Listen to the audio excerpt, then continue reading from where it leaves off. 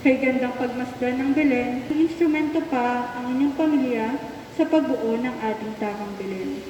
Sama-sama nating buuin ang produktong mula sa ating sa pamamagitan ng munting handog para sa makulay na Belen pampamilya.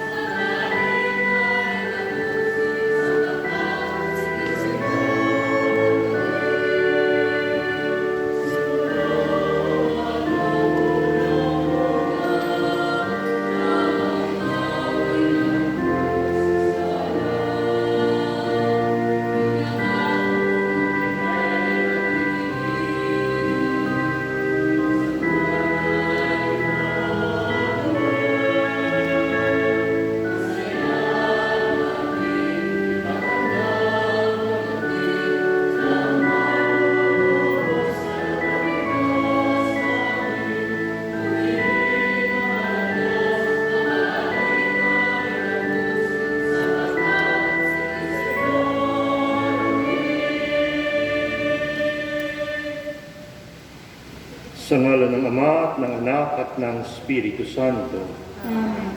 Ang pagpapala ng ating Panginoong Hesukristo, ang pag-ibig ng Diyos Ama, at ang pakikipagkaisa ng Espiritu Santo naway sumainyong lahat. At sumainyo rin. Mga kapatid, aminin natin ang ating mga kasalanan upang tayo ay maging marapat gumanap sa banal na pagdiriwang.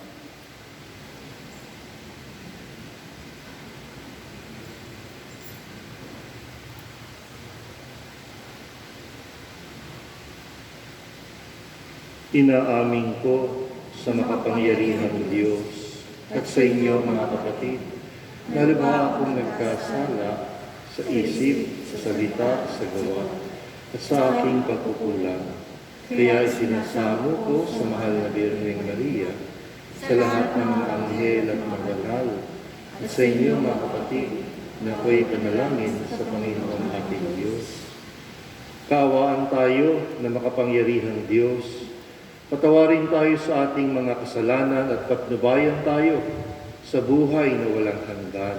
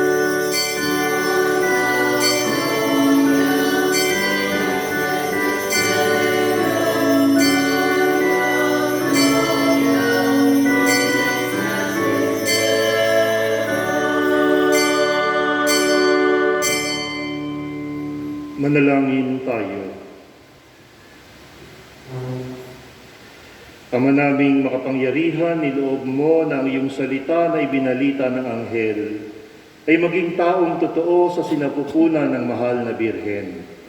Ipagkaloob mo na kaming sumasampalataya na siya ay ina ng Diyos, ay matulungan niyang dumalangin sa iyo sa pamamagitan ng Jesucristo kasama ng Espiritu Santo magpasawalang hanggan. Amen. Pagbasa mula sa unang aklat ni Samuel. Noong mga araw na iyon, nang maawat na si Samuel, dinala siya sa kanyang ina sa templo sa Silo. Nagdala pa siya ng isang torong 3 taon, 36 na litrong harina at isang pitsel na alak. Nang maihandog na ang baka, dinala nila kay Eli ang bata. Sinabi ni Ana, "Kung natatandaan ninyo, ako po yaong babaeng tumayo sa tabi ninyo noon at nanalangin sa Panginoon. Idinalangin ko sa kanya na ako'y pagkalooban ng anak at ito po ang ibinigay niya sa akin. Kaya naman po, inihahandog ko siya sa Panginoon upang maglingkod sa kanya habang buhay." Pagkatapos nito, nagpuri sila sa Panginoon. Ang salita ng Diyos. Salmong tugunan. Diyos kong tagapagligtas, pinupuri kitang wagas. Pinupuri ko kayo poon dahil sa kaloob ninyo sa akin. Pinagtatawanan ko ngayon ang aking mga kaaway, sapagkat iniligtas ninyo ako sa kadustaan. Diyos kong tagapagligtas, pinupuri kitang wagas. Nagapi ninyo ang mga makapangyarihan at pinalalakas ninyo ang mahihina. Kaya ang dating mayayaman ay nagpapaupa para mabuhay.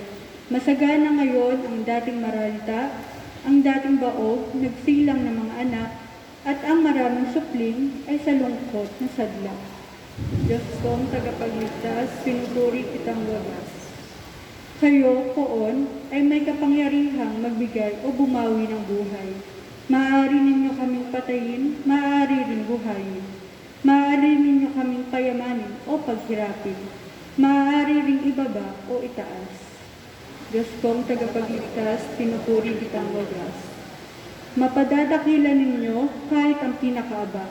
Mahahangaw sa kahirapan kahit ang pinakadukha.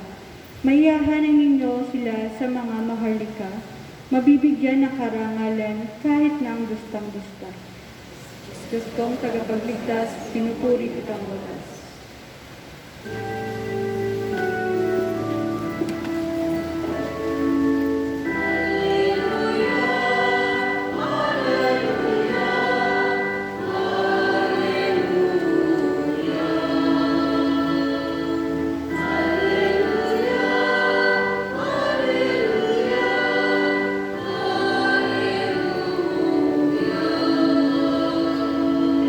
Batong panulukang, saligan ng sambayanan, halina't kami idangal.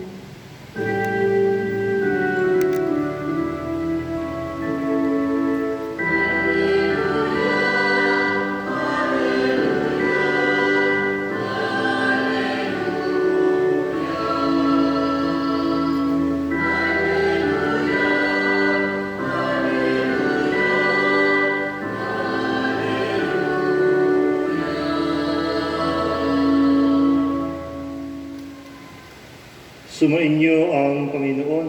At sumayin na rin. Ang mabuting balita ng Panginoon ayon kay San Lucas. Papuri sa iyo, Panginoon.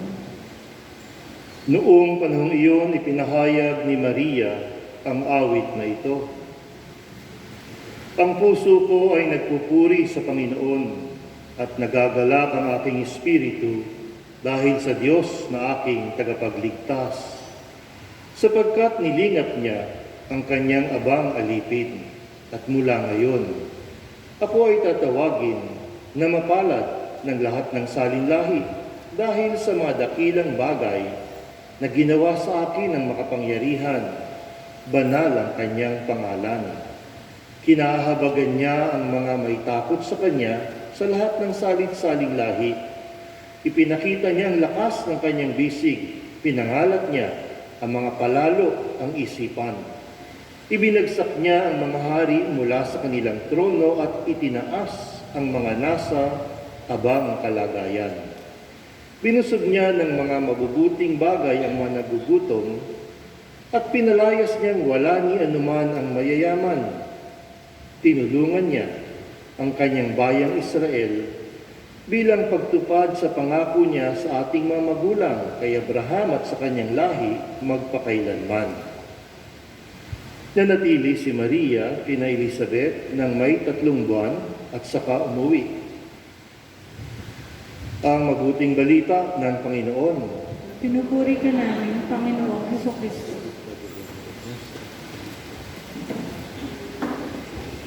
Ang puso ko ay nagpupuri sa Panginoon. Narinig mo sa Ebanghelyo ngayong 7 simbang gabi, ang isinaad ni Santa Maria sa tahanan ni Zacarias. Binansagan ang pahayag na yun ng nanay ng Diyos bilang Magnificat. Ang katagang Latin na Magnificat ay pagsasalin, buhat sa wikang Griego na Megalune. Ang totoo kasi, ang ebanghelyo nitong si San Lucas ay isinulat ng ebanghelista sa wikang Griego. Kaya yung Magnificat na wikang Latin ay galing talaga sa Megalune. Dalawang salita yun na pinagsama. Ang unang salita ay malamang, alam mo ang kahulugan, mega. Palasak na ginagamit natin yun. Yung salitang mega, meron na tayong megastar, meron tayong mega sardines. At yung mega, ang kahulugan ay malaki. Ang ikalawang salita naman ay galing sa katagang luno, na tinutukoy naman ito yung isang importante na bagong-bagong balita, napakahalagang bagong balita, ika nga, pasabog. Ngayon, pag sinabing may pasabog, dahil kasi mayroong bagong balitang kakaiba. At yun ang ibig sabihin ng luno, importanteng bagong balita. Sa gayong pag-unawa, lumalabas na ang Magnificat ng Mahal na Birheng Maria ay ang kanyang pinakamalaking isinambulat. Yung pinakamalaking niyang isinambulat na yun ay tugon niya sa pagkakatawang tao ng Diyos, sa pagsasambulat mismo ng salita ng Diyos, na walang iba kundi ang ating Panginoong Hesukristo. Ang Magnificat naman sa wikang Latin ay dalawang katagari na pinagsama. Ang unang salita ay Magnus at ang pangalawang salita ay Facere. Yung Magnus ay katulad din ng mega, ang ibig sabihin malaki. At yung Facere, ang kahulugan naman ay gawin. Pinararating naman ito na ang pinakamalaking isinagawa ng ina ng Diyos. Kasi tinanggap niya na siya ay maging ina ng Diyos dahil sa pinakamalaking ginawa ng Diyos na nagpakababa at isinilang bilang sanggol na nangangailangan ng kalinga. Sa makatwid, isinaad ng Mahal na Birheng Maria buhat mismo sa kanyang kaluluwang puspos kabanalan, kaluluwang kekaritomene, ayon kay San Lucas, ang pinakamatayo na papuri sa Diyos. Wala nang mas tataas pa na papuri kaysa dito sa Magnificat ng Mahal na Birheng Maria, kasi isinambulat niya ito sa salita dahil sa kabutihang ginawa ng Diyos, at isinambulat niya ito sa kanyang aksyon dahil sa kahilingan sa kanya ng Panginoon. Lumalabas ngayon na itong Magnificat ng Mahal na Birheng Maria ay Magnificat ng isang perpektong nilalang bilang tugon sa Magnificat ng Diyos. Kaya yung Magnificat hindi lamang basta sa ina ng Diyos nanggaling, kundi una na gumawa ang Diyos ng Magnificat niya. At tumugon ngayon ang nilalang sa nilalang na pinakaganap, ang Mahal na Birheng Maria. Ang Mahal na Birheng Maria hindi na nakapagtataka ginamit yung Magnificat niya ng mga ninuno natin sa pananampalataya bilang bahagi ng kanilang dasal. Ito ay naging isa sa pinakaunang himno ng mga Kristiyano o awiting Kristiyano. Ginawa nila yun. Hindi lamang basta para pagpugayan ang nanay ng Diyos, kundi bilang pagtulad nila sa isinaad ng mahal na Birheng Maria. Sa gayong paraan, hari nawa, kanilang pinagdarasal, ay magkakaroon sila ng saloobin at ng gampanin bilang mga mangingibig ng Santissima Trinidad. Kung unawain pa ng bahagya, ay parang kahawig, subalit higit na higit talaga itong Magnificat ng mahal na Birheng Maria kaysa doon sa isinaad na sa Lumang Tipan. Ang pangyayari ay natunghayan mo sa unang pagbasa. Yun si Hana na nagpapasalamat sa Diyos na waring meron din siyang Magnificat dahil pinagkalooban din siya ng anak, ang propeta at hukom na si Samuel. At yung mismong Magnificat nitong si Hana ay narinig mo sa salmo ngayon.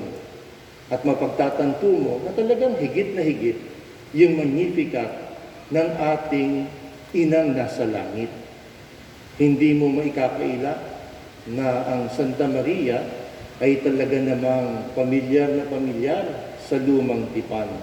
Tatlong katotohanan ang ating pagnilayang na binigyang pansin mismo ng mahal na Birheng Maria. Ang una, ang pagtanaw ng utang na loob. Ito ay nauwi sa buong ligayang pagluwalhati niya sa banal na Santatlo. Ayon sa pagkakasad ng ating ina, ang Magnificat ay galing sa pinakamainam, pinakabanal, pinakamabuti, pinakamaganda na nasa kanya. Lahat ng pinaka galing doon. Ika nga, doon hinugot ng mahal na Birheng Maria yung kanyang Magnificat. Kaya tinukoy niya na ito ay buhat sa kanyang kaluluwang Kekaritomene. Sa wikang Latin, sinasaad, Magnificat anima mea Dominum. Sa wikang Ingles, my soul, kaluluwa. My soul proclaims the greatness of the Lord. At sa wika naman natin, yun ay naging, ang puso ko ay nagpupuri sa Panginoon, nagagalak ang aking espiritu. Pangalawa, tinuturuan ka mismo ng mahal na Birheng Maria na ayaw ng may likha sa mga hambog at mayayabang. Bagkus ang pinipili ng Diyos ay yung kanyang binibiyayaan, yung kanyang hinihirang, ay yung tao na maamo at mababang kalooban. Tila naririnig natin doon yung sinabi ni Jesus na mag-aral kayo sa akin, na ako ay maamo at mababang loob. At pangatlo, tinukoy ng nanay ng Panginoong Jesucristo ang katapatan ng Diyos sa kanyang pangako. Kahit ng lahi nila ay talipandas at madalas tumatalikod sa Diyos, ang makapangyarihan sa lahat na Panginoon at Hari ng mga hari ay nanatiling tapat. Sabi nga ng salmista kanina na iyong napakinggan, kayo poon ay may kapangyarihan na magbigay o bumawi ng buhay. Maaari ninyo kaming patayin, maaari ring buhayin. Maaari ninyo kaming payamanin o paghirapin. Maaari ring ibaba o itaas. Pero paano nga ba sasayo ang buhay kaysa sa kamatayan? Ang yaman kaysa sa kahirapan, ang karangalan kaysa sa kadustaan, ang kagalakan kaysa sa kalungkutan, at ang kapayapaan kaysa sa kalituhan. Para sumayo ang lahat ng hinahanap-hanap ng puso't kaluluwa mo, ay gayahin mo ang mahal na Birheng Maria, na talaga namang bumubukal ang pag-ibig niya sa Diyos sa kawang gawa sa kapwa, dahil sa wagas na pagmamahal. Sa madaling sabi, gustuhin mo rin na magkaroon ka at talaga namang maranasan mo ang Magnificat ng mahal na Birheng Maria. Para mangyari yan ay dapat masalamin sa iyo ang tatlong katotohanan na binigyang pansin ng mahal na Birheng Maria. Una, tumanaw ka ng utang na loob sa lahat at bawat biyaya sa iyo ng banal na Santatlo. Huwag kang maging manhid sa pinagkakalob sa iyo ng Diyos. Pagising pa lamang sa umaga, magpasalamat ka sa buhay na pinahiram. At tiyak ang buhay na yan ay punong-puno ng biyaya kung bubuksan mo lamang ang iyong mga mata. Pagyamanin mo ang mabiyayang regalo sa iyo ng Diyos sa pamamagitan ng paggamit nito ayon sa kalooban ng nagbigay, hindi ayon sa kalooban mo na pinahiram. Kilalanin at igalang mo kung ano talaga ang likas. Kumilos ka ayon sa iyong kalikasan bilang tao at bilang anak ng Diyos. Huwag magtatago sa kahinaan na ikaw ay hamak na tao lamang dahil hindi yun totoo. Ikaw ay anak ng Diyos na mahal sa Diyos. Tanggapin mo yung limitasyon at pahalagahan mo ang iyong kakayanan sa Panginoon. Sa madaling sabi, itanghal mo sa lahat ng pagkakataon ang karunungan ng Diyos kaysa magmalaki ka at gumamit ka ng paraan na hindi naman sang-ayon sa katwiran ng may lalang. Pangalawa, maging maamo at mababang loob. Binigyan din kanina na huwag kang magmalaki. Datapwat, huwag mo ring maliitin ang iyong sarili. Kasi ang kababaang loob ay walang ibang kahulugan kundi paglakad sa katotohanan. Tulad ng narinig mo sa Magnificat ng mahal na Birheng Maria, sinaad niya ang katotohanan kung sino ang Diyos. Sinaad din niya ang katotohanan kung sino siya. Kaya nga, damahin mo ang iyong kawalan. Sa gayong paraan ay maunawaan at madama mo ang iyong kalakasan na biyaya ng Diyos. Hindi ka talaga pwedeng magyabang sa Diyos. Sabi nga ni San Pablo, ano meron ka na hindi mo tinanggap sa Diyos? At kung lahat ay tinanggap mo naman, anong iyong pinagyayabang? Huwag mo rin pahintulutan ang iyong sarili na mangmata o mangalipusta sa kapwa mo nilalang dahil ang kapwa mo yan na yung minamata, na yung inaalipusta ay mahal sa Diyos. At talikuran na talaga anumang uri ng paninirang puri at anumang klase ng pakipagchismisan. Sapagkat ang buhay sa lupa ay hindi lamang basta parang gulong na minsan nasa ibabaw ka at minsan naman ay nasa ilalim ka. Pagkos ang buhay dito sa daigdig, naniwala ka, may pagsusulit sa wakas ng panahon. Lahat ng iyong ginawa na masama at lahat ng iyong pinagpaliban na kabutihan ay iyong pananagutan. At pangatlo, manalig ka, umasa ka, umibig ka. Ang karukhaan ni ang kayamanan ay pareho hindi hadlang sa pananampalataya, pag-asa at pag-ibig. Ang iyong kalalagayan sa buhay, anuman ang iyong nakaraan, maging ang iyong kasalukuyang sitwasyon, lahat yan ay humihimok sa iyo na lubos kang magtiwala sa Diyos na tapat kung mangako. Tandaan mo, habang ibinabahagi mo ang biyayang kaloob sa iyo ng Diyos, habang binabahagi mo ang iyong mismong buhay, ay lalong lalawig yan dahil sa pagpapala, kundi man dito sa lupa, ay sa kabila.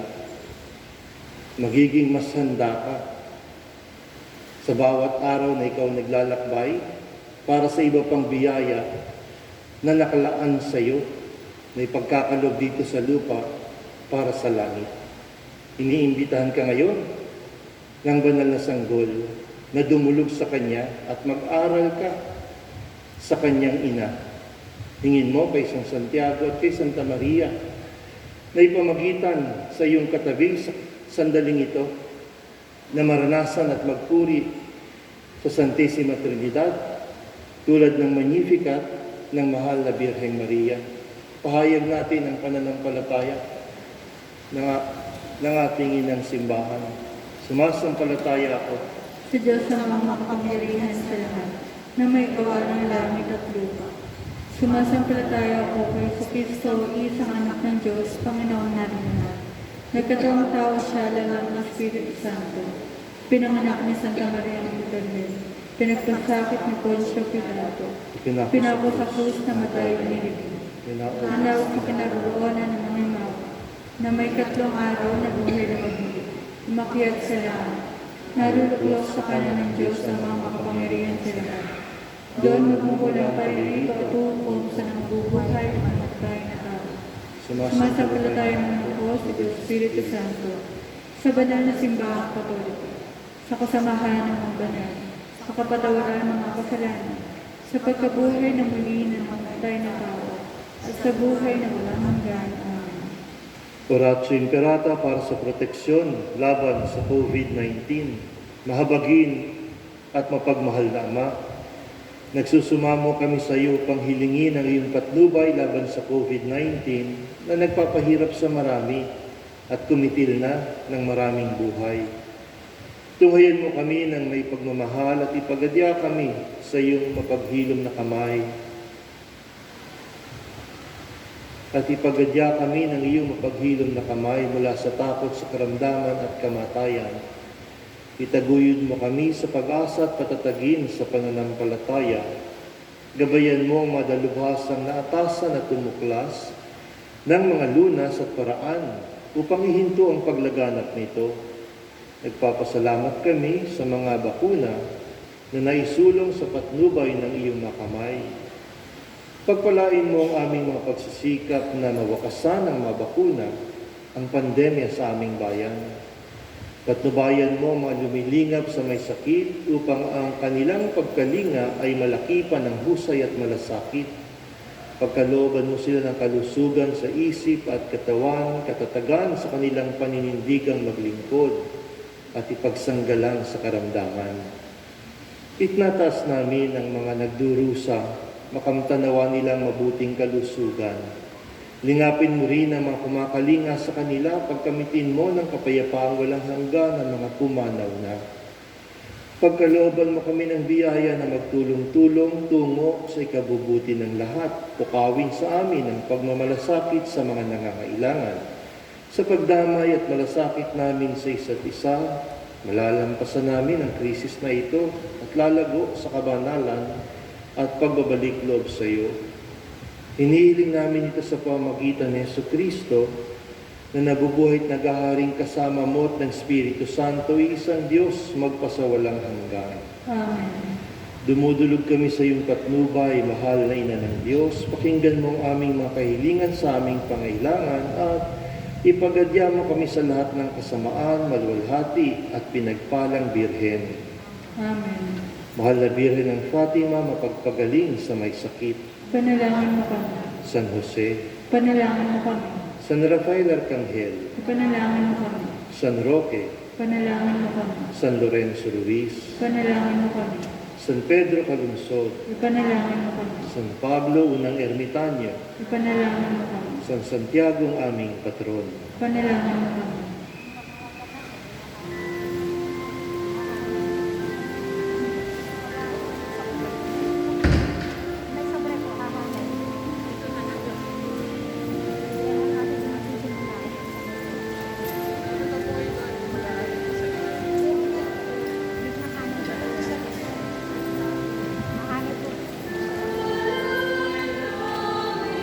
Pagkalagay po ng pagkain, babalik na po.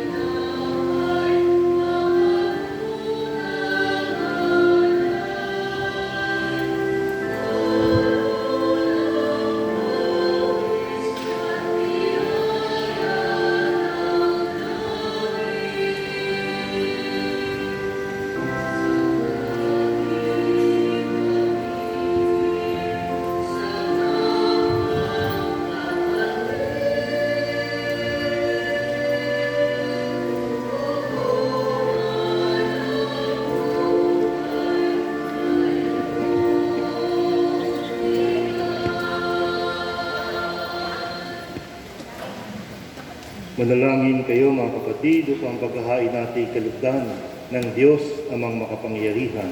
Tanggapin nawa ng Panginoon itong paghahain sa iyo mga kamay, sa kapurihan niya at karangalan, sa ating kapakinabangan at sa buong sambayan niyang banal. Ama naming lumikha, ang mga alay naming nakahain sa iyong dambana ay pabanalinawa ng paglukob ng banal na Espiritu na pumuspo sa sinapupunan ng mahal na Birheng Maria upang magdalang tao at magsilang sa iyong anak na siyang namamagitan magpasawalang hanggan. Amen. Sumainyo ang Panginoon. At sumayin niyo rin. Itaas sa Diyos ang inyong puso at diwa. Itinasya namin sa Panginoon. Pasalamatan natin ang Panginoong ating Diyos. Marapat na siya ipasalamatan. Ama naming makapangyarihan, tunay ngang marapat na ikaw ay aming pasalamatan sa pamamagitan ni Jesucristo na aming Panginoon. Ang pagsusugo mo sa Kanya ay ipinahayag ng lahat ng mga propeta. Ang pagsilang niya ay pinanabikan ng mahal na Birhen na Kanyang inang tunay sa kapangyarihan ng Espiritong Banal. Ang pagdating niya ay inilahad ni San Juan Bautista sa kanyang pagbibinyag. Ngayon na pinaghahandaan namin ang maligayang araw ng kanyang pagsilang, kami ay nananabik at nananalangin na lubos na makaharap sa kanyang kadakilaan. Kaya kaisa ng mga anghel na nagsisiawit ng papuri sa iyo, nang walang humpay sa kalangitan, kami ay nagbubunyi sa iyong kadakilaan.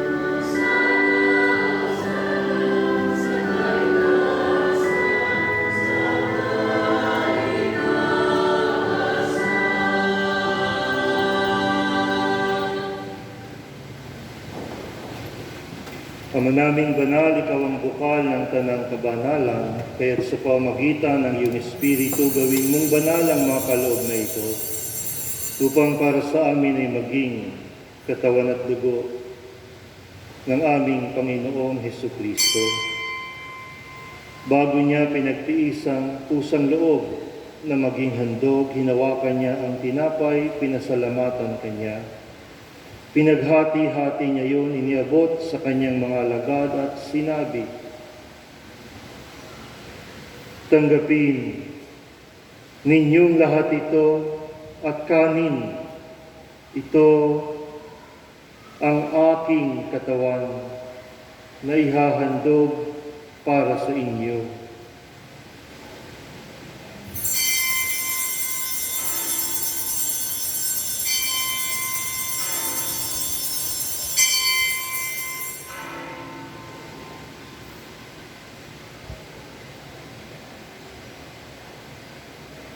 Gayun din naman nung matapos ang hapunan, hinawakan niya ang kalis, muli kanyang pinasalamatan, iniabot niya ang kalis sa kanyang mga alagad at sinabi, "Tanggapin ninyong lahat ito at inumin.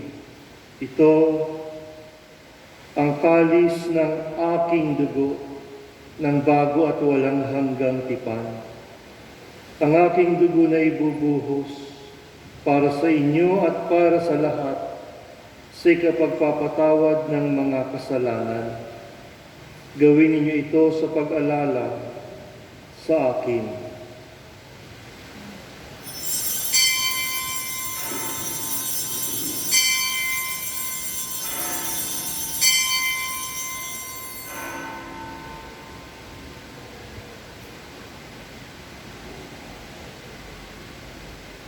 Ipagbunyi natin ang misteryo ng pananampalataya.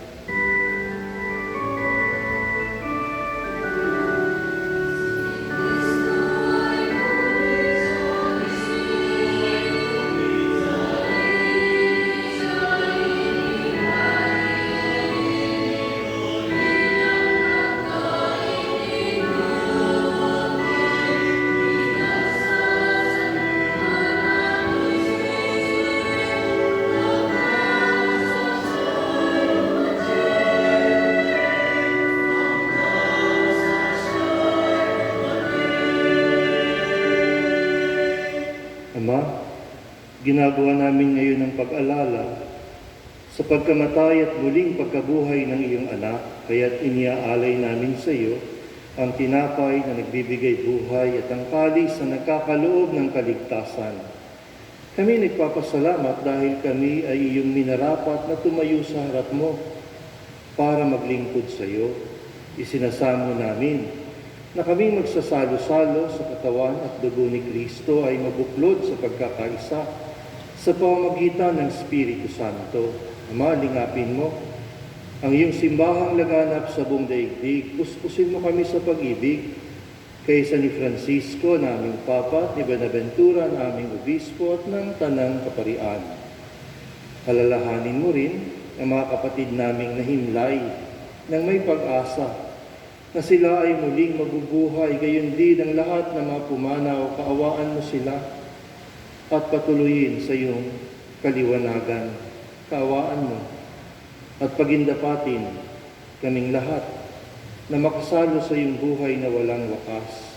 Kaysa ng mahal na Birheng Maria, na ina ng Diyos, ng kabiyak ng puso niyang si San Jose, kaysa ng mga apostol at ng lahat ng mabanal na namuhay dito sa daigdig ng kalugod-lugod sa iyo, may pagdiwang nawa namin ang pagpupuri sa ikararangal mo sa pamamagitan ng iyong anak, na aming Panginoong Hesukristo.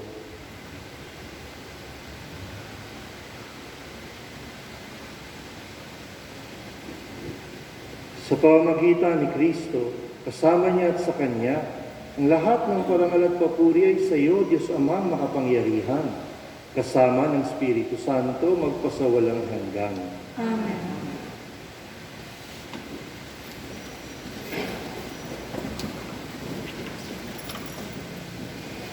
Sa tagubili ng manakagagaling na utos sa turo ni Jesus na Panginoon natin at Diyos, ipahayag natin ng lakas loob, Ama namin, sumasalangit ka, sambahin ang ngalan mo, mapasa amin ang kaharian. Sundin ang loob mo sa lupa para sa langit. Bigyan mo kami ngayon ng aming kakanin sa araw-araw, at patawarin mo kami sa aming mga sala, para ng pagpapatawad namin sa mga nagkakasala sa amin. At huwag mo kaming ipahintulot sa tukso, at iadya mo kami sa lahat ng masama. Hinihiling namin kami ay iadya sa lahat ng masama. Pagkalooban ng kapayapaan araw-araw, iligtas sa kasalanan at ilayo sa lahat ng kapahamakan. Samantalang aming pinananabikan ang dakilang araw ng pagpapahayag ng tagapagligtas namin si Jesucristo. Sapagkat sa iyo ang kaharian at ang kapangyarihan at ang kapurihan magpakailanman. Amen. Panginoong Jesucristo, sinabi mo sa iyong mga apostol, kapayapaan ang iniiwan ko sa inyo, ang aking kapayapaan ang ibinibigay ko sa inyo. Tunghayan mo ang aming pananampalataya at huwag ang aming pagkakasala. Pagkalooban mo kami ng kapayapaan at pagkakaisa ayon sa iyong kalooban, kasama ng Espiritu Santo, magpasawalang hanggan. Amen. Ang kapayapaan ng Panginoon ay laging sumainyo. At sumainyo. Magbigayan kayo ng kapayapaan sa isa't isa.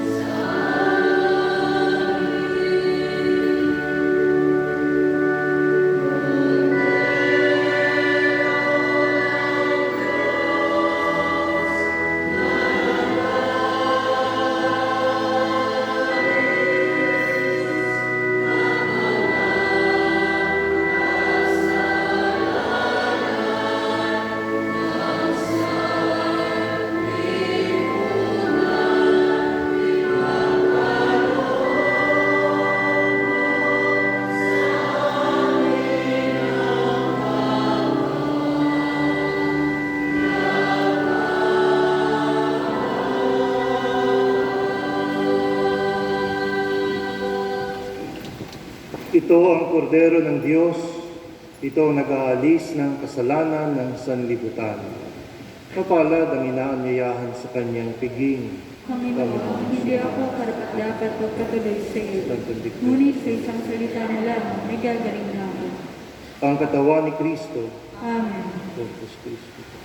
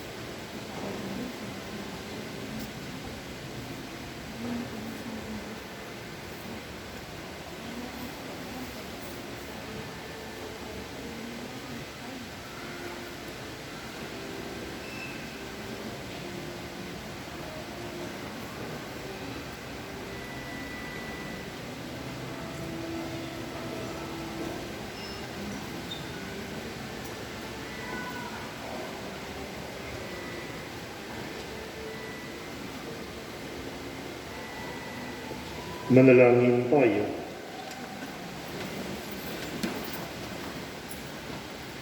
Ama naming mapagmahal, sa aming pagsasalo sa banal na hain, lagi nawa naming madama ang iyong kagandahang loob upang kami ay magkamit ng kaligtasan pakundangan sa pagkakatawang tao ng iyong anak, ngayong aming ginugunita ang kanyang ina, sa pamamagitan ng Jesucristo, kasama ng Espiritu Santo, magpasawalang hanggan. Amen. Sumainyo ang Panginoon. At sumayin niya rin. Pagpalain kayo na makapangyarihang Diyos, Ama at Anak at Espiritu Santo. Amen. Humayo kayong mapayapa. Salamat sa Diyos.